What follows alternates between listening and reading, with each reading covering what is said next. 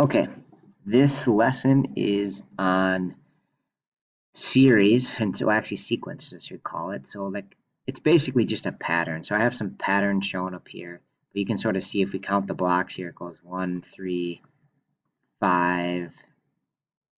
No, that would be 6 blocks in this one, 10 blocks in this one, 15, 21. So you can sort of see a pattern that we increase, the amount we increase is increasing by 1 each time, right? So we can start to find the next number in the pattern.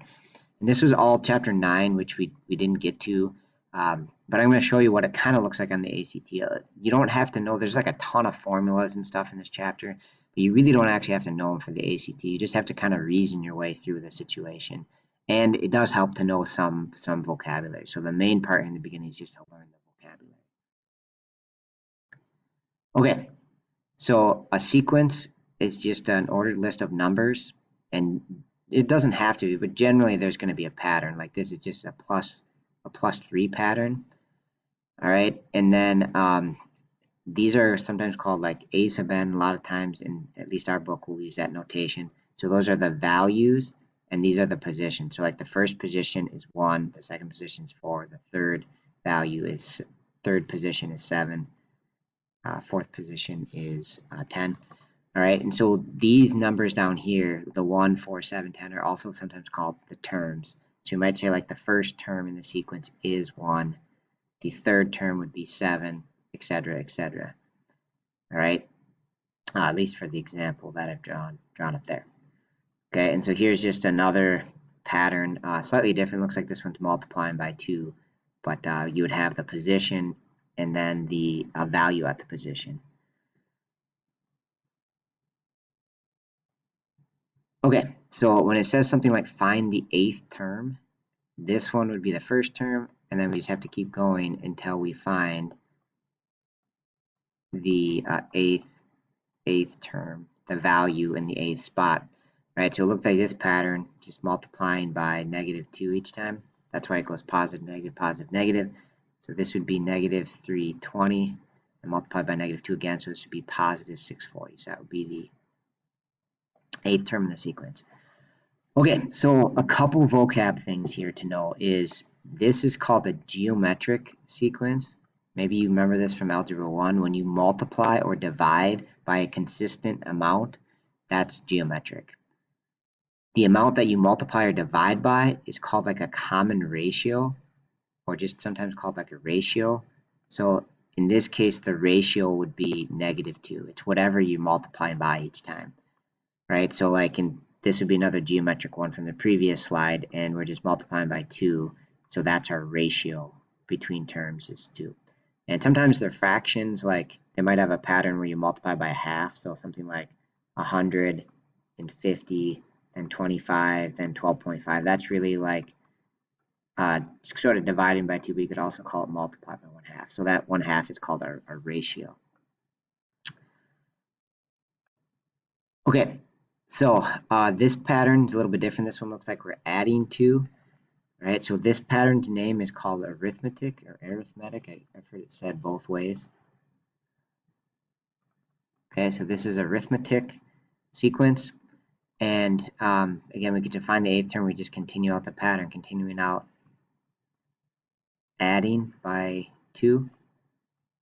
So we get 0 and then 2 and then 4. So our 8th term would have a value of 4. Okay, and so this plus 2, that's instead of being called a ratio is the geometric one. When this one, I think it's going to be called like the common difference. I think later when we do some ACT, here ones are going to call it like a common difference. All right, so that's hopefully all the vocab you need. All right, next up is going to be a bunch of just like ACT patterns, and you know, not all of them are arithmetic and geometric, but most of them are. And so you just kind of got to make some sense of what they're asking. Okay, so this is like the other ones, but this was taken from a sample ACT site. I would say pause it and see if you can figure it out. All right, so next number, we just need the next number in the pattern. And so hopefully you can see that this is dividing by -4. So the fact that it switches from positive to negative each time must mean it's dividing by negative. You could also say it's multiplying by -1/4. which would be the common ratio. If it asked you what the common ratio would be, -4th. And so in this case, we just continued the pattern. -2 divided by -4 will give us +1/2. So the next value in this pattern would be +1/2. That'd be the next number.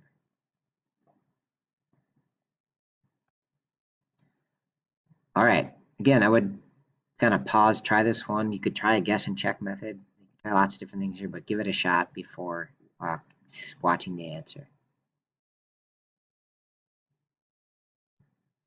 All right, so we have 3, they're consecutively priced, which is kind of a weird thing, but basically they're like one after another. So I think it means like if the first one is 40 cents, and the next one is 41 cents, and then the one after that is 42 cents. All right, and so we could add all these up and say, does that get us what we want for 201? Nope, 123. Okay, so we could try a different number. You just pick a bigger number and keep kind of guessing and checking it.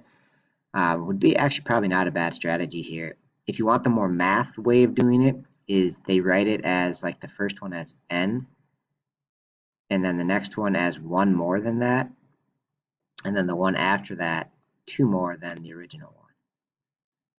So they write it out that way and say, okay, we need them to add up to 201. So this just becomes an equation, which hopefully is not too bad to solve. If we simplify the left-hand side, you have 3n, and then 1 plus 2 is 3, equals 201. So now do some straightforward math. -3, 198, and then divide by 3, and I believe that that would be 66, right? And so this one asks for what is the highest price candy. So if we go back here, then we had 66 for n, so our first one is 66, 67, and then 68 would be the highest, right? And if we want to do a sanity check quick, we could add those up, 66, 67, and 68, and see if we actually get 201. All right, so I just checked it quick on a calculator. That does work out. So our highest price candy is 68 cents. I think the real question here is why are they consecutively pricing candy? It seems a weird way to price candy, but at any rate, we won't question the wisdom of the mighty ACT gods. All right, again, every one is just a little bit different. So again, read this one, see if you can make some sense of it. Okay, so first thing I would do is maybe label these because they talk about the different terms.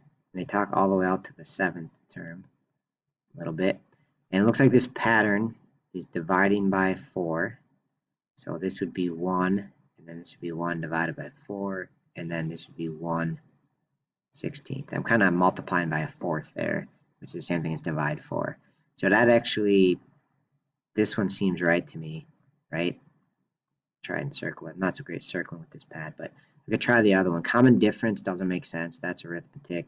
Common ratio would be 1/4, not 4. Because ratio is what we're multiplying by. So we're multiplying by a 4th. 5th term is not 2. And the 4th and the 5th term, if we sum those together, it's 5, not 20. So it looks like the only one that makes sense is the first one. All right, again, I'd pause the video and see if you can make some sense of this. Okay, by a common ratio. So what that means is we must be multiplying. So we must be multiplying by something to go from 3 to 24, and we multiply 1, 2, 3 times, right? So honestly, I think a pretty good way to do this is just guess and check, right? So I might just start with something like 2 and see if I multiply by 2, I would get 6, and then I multiply by 2 again, we get 12, and then multiply by 2 again, and I get 24. Right, so especially if you have multiple choice answers, you could just kind of test them and see which one works. And I guess I got lucky right away. So times 2 is what works. So the two numbers that we're missing here are 6 and 12. And again, I knew this was a multiply one because it said ratio, right? If it's a common difference, then it's an arithmetic add or subtract pattern. If it says ratio, it's geometric. All right, next one for you to make sense of. All right, hopefully you got a chance to try it. common difference this time. So that's again an add or subtract pattern, and basically this one is just adding 5 each time, and so that's our common difference is positive 5. If you're going down, our common difference I think would be negative. All right, last one for you. Again, I would just read it, pause the video, see if you can make sense of it. Okay, so it looks like what's happening in our first two terms is you have a single pi, and then you have a 2 pi in the second one, and then the exponent also goes up by 1. So I could imagine what the third term would look like. That would probably just be 3 pi, and then with an exponent of 3.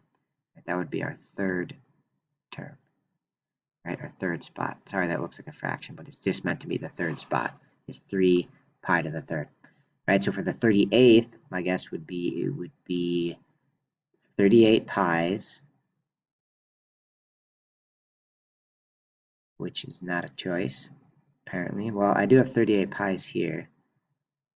Interesting. So it looks like, based on my initial thought, I would guess this would be a 38 front, and then pi to the 38th power. All right, so I feel pretty confident about the pi to the 38th, and so to me, I'm going to eliminate answers that don't have that. So I've kind of got 3 of them left. So based on this, they must be saying that you're not adding 1 to the front, this coefficient, as originally thought they were. It looks like you're multiplying by another 2. So in the first term, we just had no 2's, and then the second term we had 1 2. So if I thought about the third term, in this sense, I would have 2 2's, 2 squared, and then pi to the third. Okay, and then if we kept going, the fourth term would have another 2. So it'd be 2 to the third, and I'd have pi to the fourth. Then we do one more, fifth term, where we'd have 1 more times 2, and then 1 more times pi. Okay, so I can kind of see the pattern now, and hopefully at the 38th term, I would have 38 pi's. And then this exponent for 2 is 1 less than the term number we're on, so I think that would make it be 2 to the 37th power, all right, giving us this as the right answer. That's a tricky one. Okay, so that's it. Again, the practice will just be a set of ACT questions for you to practice. Good luck, and let me know if you have any questions.